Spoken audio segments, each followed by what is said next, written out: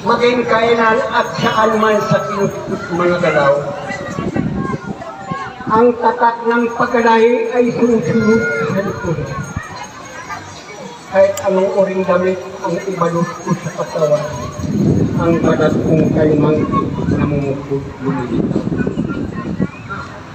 Mga matang mapanuri ang lagay ko'y iyong masdan.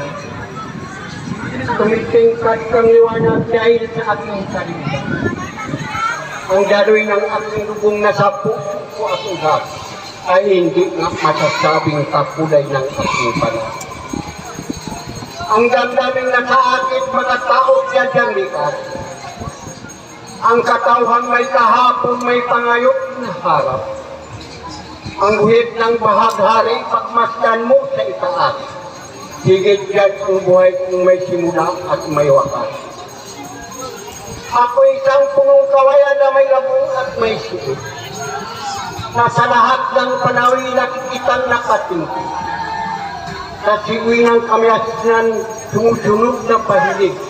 Ngunit na kapag nakaraay sa dakitin, bumabalik ang liring sa kaparangan kay magbihis ng damit upang larong tumitingkad lang kung magiging kadlalikid. Ako'y Pilipino. Ako'y hindi maiyang tawag na silinganin. Ang kulay ko na sa mukha, ang watawat ko isang nagnita. Maging saan at kailan man, nababangong isang bansa o kampung ng kadiliman, ikaw ay dapat nang mawala ang silahis ng umagay na kangiti sa adhika.